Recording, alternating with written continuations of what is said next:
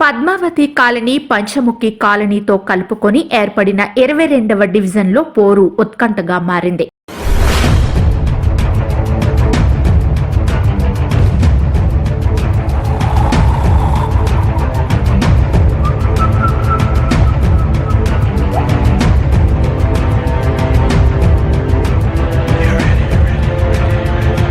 గతంలో ఈ కాలనీలో కేవలం ప్రముఖులు ఉన్న ఇండ్లు, పరిసరాల్లో, ప్రధాన రహదారుల్లో మాత్రమే అభివృద్ధి జరగడంతో అభివృద్ధి జరగని కాలనీల్లో ప్రజలు తీవ్ర అసంతృప్తితో ఉన్నారు.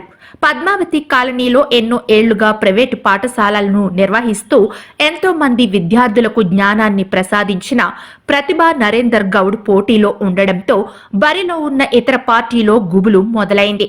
ప్రతిభకు విద్యార్థుల తల్లిదండ్రులతో మంచి పరిచయాలు ఉన్నాయి. సంయురాలిగా, విద్యావంతురాలిగా, ఉన్నత ప్రమాణాలతో కూడిన విద్యను అందించిన మహిళగా ప్రతిభకు మంచి పేరుంది. ఇన్నాళ్లు పాఠశాల ద్వారా విద్యాదానం చేశానని, ఇప్పుడు నేరుగా ప్రజాసేవకే అంకితం కావాలని భావించి రాజకీయాల్లోకి వచ్చానని ప్రతిభ చెబుతోంది. తనపై అపారమైన నమ్మకాన్ని ఉంచి బీఆర్ఎస్ పార్టీ తనకు కార్పొరేటర్గా నిలబడేందుకు అవకాశం ఇచ్చిందని, మాజీ మంత్రి శ్రీనివాస్ గౌడ్కు ప్రత్యేక కృతజ్ఞతలు తెలియజేస్తున్నానని ఆమె అన్నారు.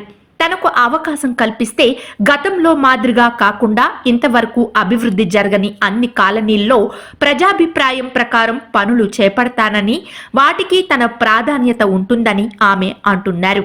22వ డివిజన్ కార్పొరేటర్ గా పోటీ చేస్తున్న బీఆర్ఎస్ అభ్యర్థి ప్రతిభా నరేందర్ గౌడ్ రాజకీయ ప్రవేశంపై GS media face to face. ప్రస్తుతం మామనార్ కార్పొరేషన్ 22వ division Padmavathi colony, Panchamukhi colony కలిపి 22వ డివిజన్ చేయడం జరిగింది.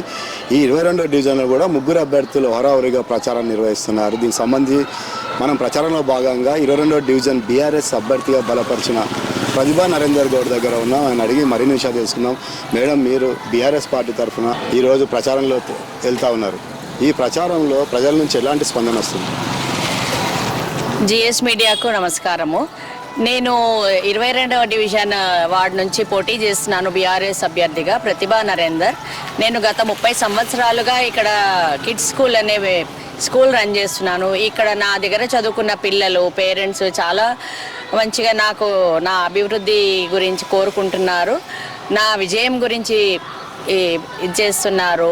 వేరే పార్టీలు వచ్చి ఇది చేసిన నాకు ప్రజాబలము చాలా ఉంది. పంచముఖి కాలనీ, ఇక్కడ పద్మావతి కాలనీ, ఇవన్నీ విఐపి కాలనీస్ ఇవన్నీ.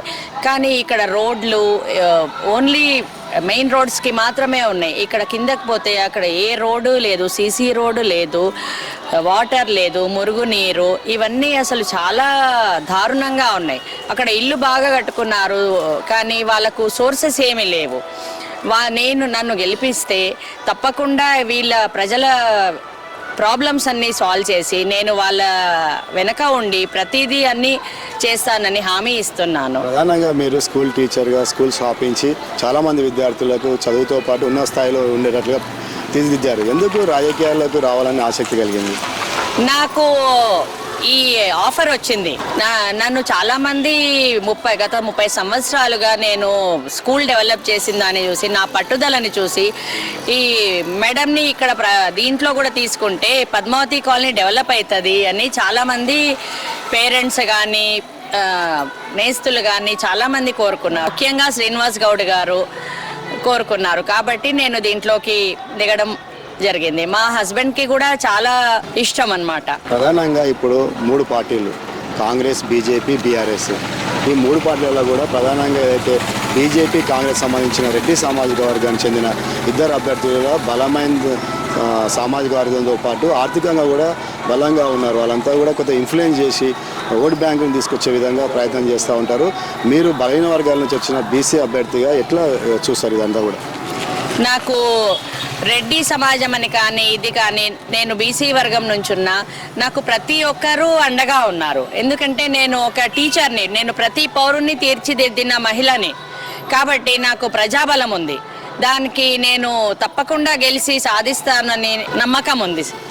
ఒకటి, ఇప్పుడు ఏదైతే కాంగ్రెస్ పార్టీ అభ్యర్థి చెప్పుకొని తిరుగుతూ ఉన్నాడు, కాంగ్రెస్ పార్టీ అధికారంలో ఉంది, పైన కావచ్చు కింద కావచ్చు ఎమ్మెల్యే కావచ్చు, నన్ను గెలిపిస్తే అభివృద్ధి చేస్తా, తర్వాత మేము కొట్లాడి తీసుకొస్తా పనులు అని చెప్పి కూడా ప్రచారం చేస్తూ ఉన్నాడు. మీరు ఎట్లా ప్రచారం చేస్తాను? నేను నా ప్రజాబలంతోనే ప్రచారం చేశాను, డబ్బు పరంగా కాకుండా.